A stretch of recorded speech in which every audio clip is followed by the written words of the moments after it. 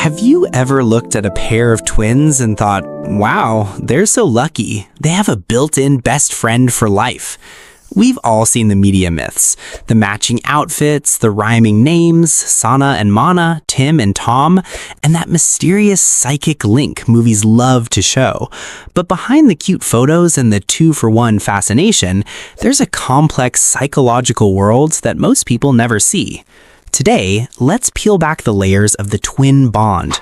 We're going to talk about why being a twin is actually one of the hardest identity journeys a person can go through, and what happens when that perfect bond turns toxic. It starts almost the day they're born. Often, twins aren't treated as two individuals, but as a matched set. Think about it. Rhyming names or names starting with the same letter.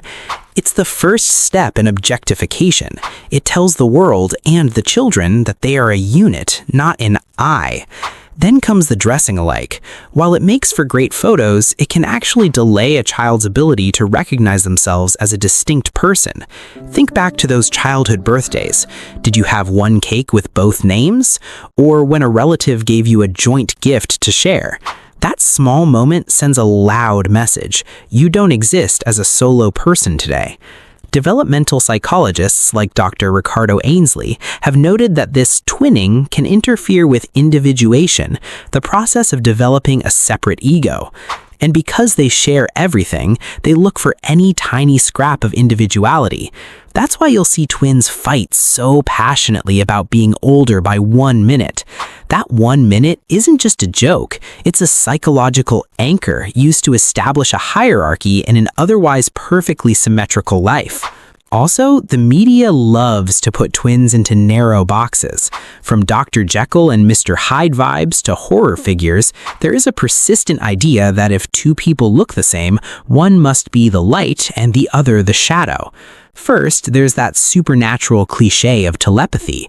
Think of the twins in The Shining or Edelgard. While science hasn't proven psychic powers, researchers like Dr. Nancy Segal from the Twin Studies Center have found that twins have an elite level of shared cognition. Because they share a primary environment, they recognize micro-expressions so fast it feels like mind reading. It's not magic, it's extreme empathy. Have you ever started a sentence and your twin finished it with the exact word you were thinking? Or you both showed up to dinner wearing the same color without planning it? It's not magic. Then there's the evil twin stereotype. From the Vampire Diaries to classic horror, there's always a good one and a bad one. In psychology, this is a result of social labeling. If one twin is branded the smart one, the other may subconsciously adopt a rebel persona just to feel unique. And then there is the parent trap myth. The idea that twins can be separated and then click back together like Lego bricks suggests that a twin is only whole when with their sibling. The psychological reality is that this feeds into enmeshment. If twins are raised to believe they are two halves of a whole, they may struggle with intense separation anxiety or twin loss if one moves away or marries. Research on twins raised apart, like the famous Minnesota twin study, shows that while genetics are powerful, our environment shapes our personality. They aren't two halves of a soul, they're two whole people who happen to share a birthday. And have you noticed how twins are often portrayed as either exactly the same or complete opposites? In psychology, we call this divergence theory. Maybe one of you is known as the athlete and the other as the bookworm. Did you ever feel like you couldn't try out for the team because your twin was already the star there? Twins often avoid their siblings' hobbies, not because they don't like them, but because they're desperate to avoid competition. They become fire and ice as a survival tactic to save their own identity from being swallowed. But what happens when this closeness turns dark? A toxic twin dynamic is uniquely painful because of enmeshment. Imagine a dominant submissive loop. One twin becomes the spokesperson and the other becomes the shadow. Think of those times someone asked the twins a question and only one of you ever answered, while the other just nodded.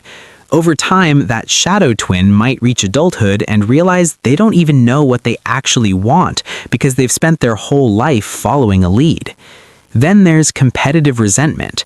In a normal sibling rivalry, you have different ages, but for twins, every success of your sibling can feel like a direct spotlight on your own failure because you started from the exact same point. Research into twin escalation syndrome shows that behaviors, both good and bad, can spiral out of control because they are constantly feeding off each other's energy. If you're a twin or you know one, the goal isn't to break the bond, it's to find the I within the we. Being a twin is a beautiful, rare thing, but we owe it to them to stop looking at them as a spectacle or a matched set. They're two different souls with two different paths who just happen to share the same beginning. Thanks for sitting down with me today. If this resonated with you, or if you felt that pressure to fit into a box, let's talk about it in the comments. I'll see you in the next one.